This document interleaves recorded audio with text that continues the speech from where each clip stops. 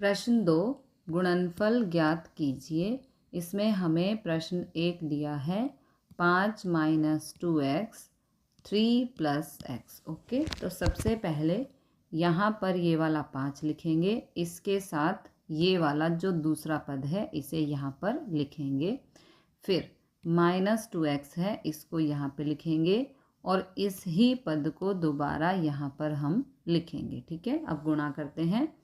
5 को 3 से, 5 तिया 15, फिर 5 को x से, 5 एकम 5 और ये x साथ में। ओके, फिर -2x से 3 को गुणा, माइनस प्लस माइनस 2 तिया 6 और साथ में ये वाला x।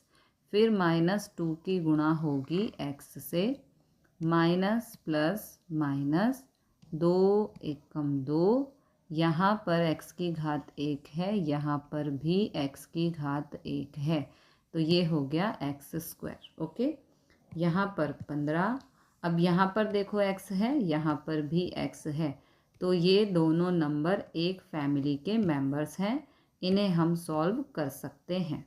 प्लस माइनस माइनस 6 में से 5 गया तो 1x बचा, 1 नहीं लिखते हैं, इसे हम 1 ही मानते हैं। बड़ा नंबर माइनस का है तो आंसर में माइनस आएगा। यहाँ पर -2x², this is the answer.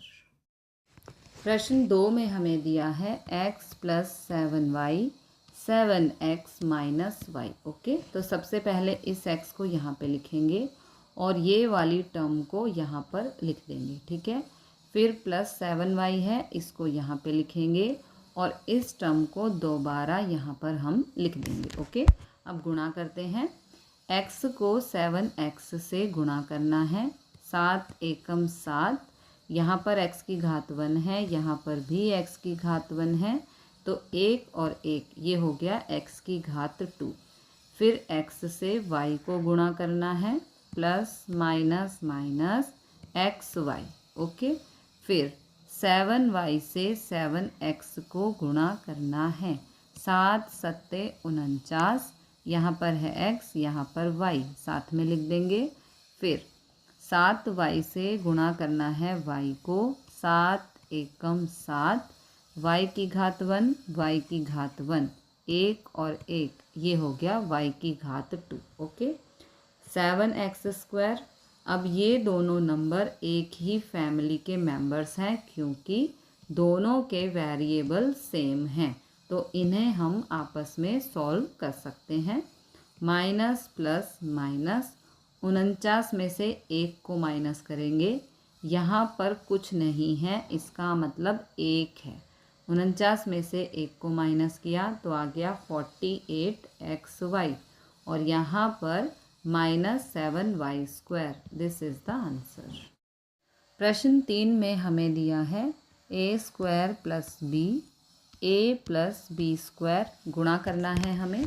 तो सबसे पहले यहाँ पर ये वाला a² और जो ये टर्म है इसको यहाँ पे लिखेंगे, फिर ये जो b है इसको यहाँ लिखेंगे और फिर इस टर्म को दोबारा यहाँ पर हम लिखेंगे। ओके, अब गुणा करना है।